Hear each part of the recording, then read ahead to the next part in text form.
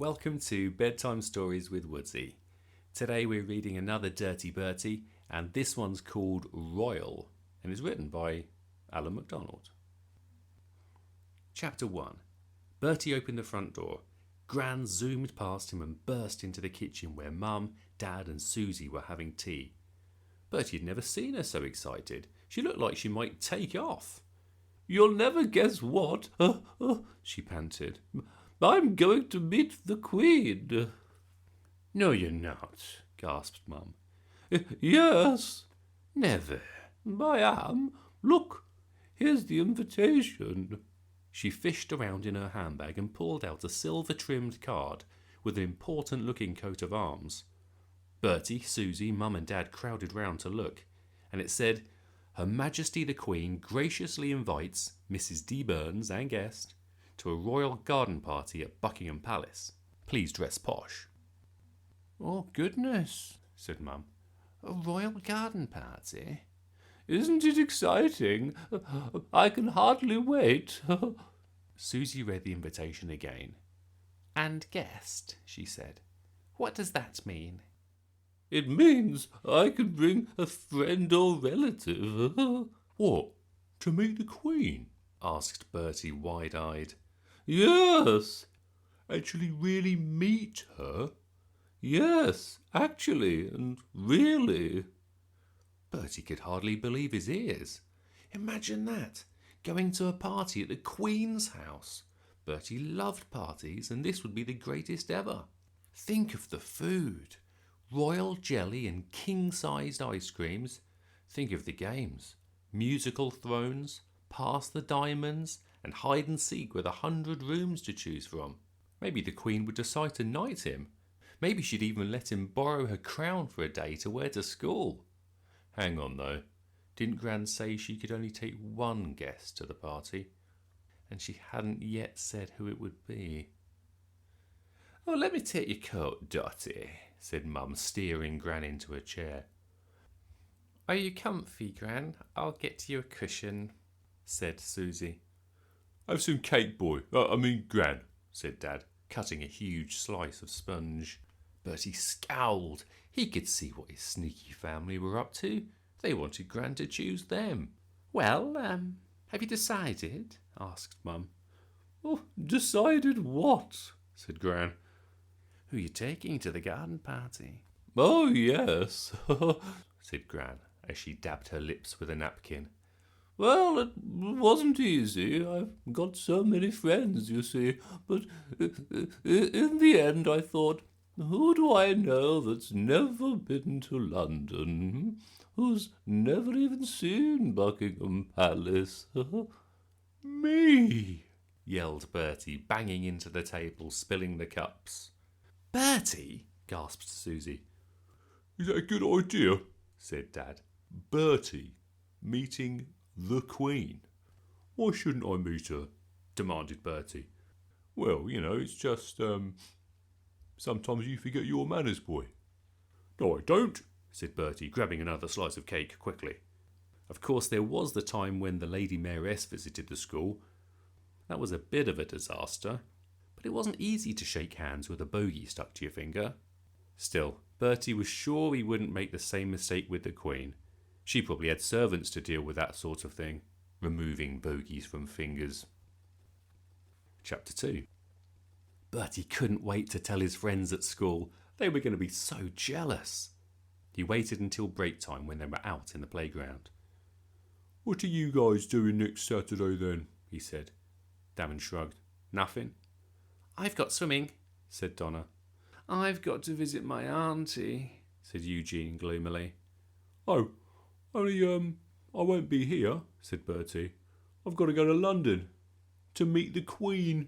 They all stared at him boggle-eyed, and then Darren burst out laughing. "You meet the Queen? Who are you kidding?" "Oh, a good one, Bertie," grinned Eugene. "For a minute I almost believed you." "It's true. She's giving a garden party. Me and my gran are invited." "Invited to what?" asked a drawling voice. Bertie groaned. "Oh, trust no old Nick to poke his nose in where it wasn't wanted." Well, Bertie reckons he's going to go and meet the Queen, grinned Darren. Oh, very funny, Bertie, sneered Nick. I am. Liar, liar, pants on fire, Bertie. All right, don't believe me then, said Bertie huffily. I don't. OK, tell you what, I'll bring you back an invitation. Ha! Anyone could write an invitation, said Nick. You need to prove that you met the Queen, then I might believe you. Right, I will, said Bertie.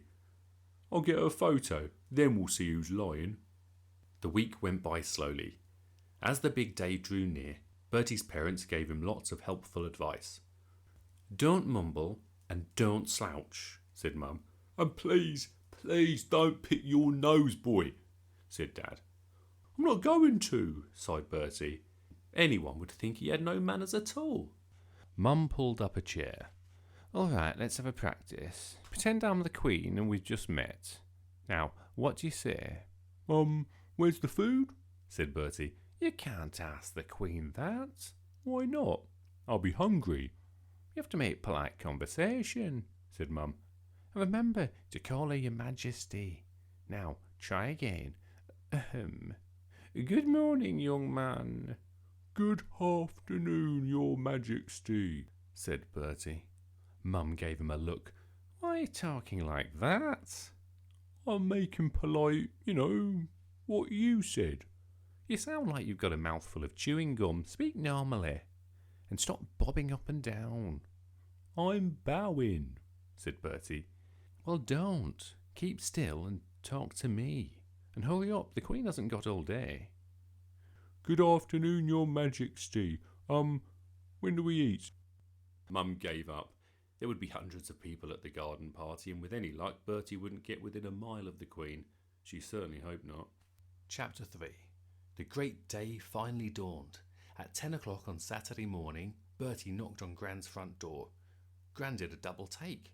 Was this really her grandson? Bertie's face shone. His hair was neatly parted, and he was wearing a tie. My goodness, I hardly recognize you, Bertie. You look as if you've been polished. Gran took his picture. Then Bertie took a picture of Gran in her new dress and hat, and then they set off for the station.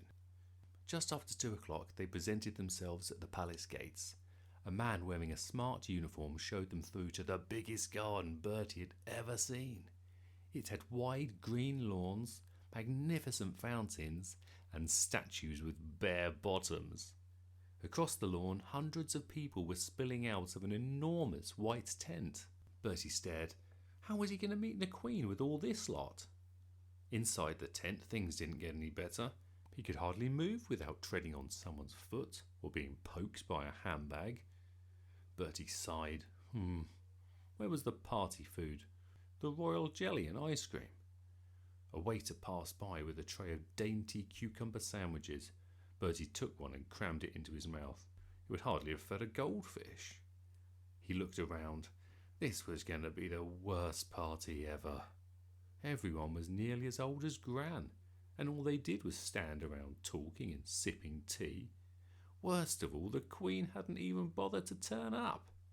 Bertie had been keeping his eye out for someone wearing a sparkly gold crown, but there was no sign of her.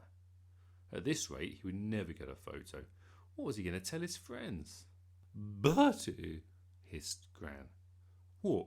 Don't eat so fast and don't say what. Say pardon. But I didn't burp, protested Bertie. He sighed. Can I see if there's any cake? Gran rolled her eyes. If you must, but don't be greedy. Bertie pushed his way through the crowd until he spotted a waiter with a plate of cakes. There were dainty cupcakes, macaroons and lemon slices. He tugged on the waiter's sleeve and started to fill his plate. A voice interrupted him. Are you having a nice time? Bertie turned to see a lady in a pale blue dress with a matching hat. She was about Gran's age, but spoke terribly nicely, as if she was reading the news or something. Yeah, thanks, said Bertie. One imagines this might not be your cup of tea, she said, smiling. Oh, I don't drink tea. I tried it once, but I spat it out. No, I mean the garden party. Are you really having a nice time? Honestly, said Bertie, cramming a cupcake into his mouth. Honestly. Bertie lowered his voice. It's dead boring. There's nothing to do. Ah, said the lady, I see. I mean, look, said Bertie, spraying cake crumbs everywhere. You'd think the Queen would do better than this. There aren't even any balloons or games. She could at least have got a bouncy castle in. The lady seemed to find the idea amusing. People would have to take off their hats, she said. Bertie caught sight of Gran, who seemed to be trying to tell him something. She pointed at Bertie's companion and waved her hands as if she was swatting flies. Bertie hadn't a clue what she meant. He'd only taken 4 cakes, so he was hardly being greedy. Other people were waiting to meet the lady in the blue hat. She seemed surprisingly popular. Well, I enjoyed our little chat, she said. Tell me, are you fond of dogs? Yeah, I've got a dog. He's called Whiffer. I have corgis, 5 of them. Molly, Polly, Vicky, Georgia and Jemima. Perhaps you'd like to see them. Me? Said Bertie. Yes, my footman will show you the way. A man in a black uniform bowed. Bertie wondered why the lady had a footman. Maybe she had bad feet or something. In any case, dogs were much more interesting than people, so he followed the footman out of the tent to a small courtyard. A maid stood waiting with 5 fat little corgis, all pulling on their leads. Chapter 4. Bertie let the corgis lick the cake crumbs off his hand. You like dogs? Asked the maid. Yes, do you? I can't stand them, I can't. Smelly yappy things. Do you want to hold them for a bit then? Can I? Bertie took the lead from the maid, who seemed very glad of a break. Molly, Polly, Vicky, Georgia and Jemima sniffed around his legs. Oh, by the way, they haven't had their walkies yet, said the maid. I could take them if you like. I'm not doing anything. The maid considered. OK, just round the gardens though, and keep them on their lead. Bertie set off. He was used to taking Whiffer out for walks, but 5 excited corgis were a lot more trouble. They pulled in different directions and their leads got tangled under his feet. They crossed the lawn, passing the Queen's garden party. Oops! Bertie stumbled over a tap. Whoosh! A garden sprinkler came on, spraying him with jets of water. Ah! Ooh! Yelled Bertie, letting go of the dog leads. Free at last, the corgis bolted through a flower bed and raced across the lawn. No! Come back! Yelled Bertie as they headed for the door of the big white tent. He chased after them. The party was still in full flow, but as he reached the tent, he heard a terrible noise. Bertie barged his way through the crowd. He stared in horror. A waiter was lying on the floor, surrounded by broken cups and plates.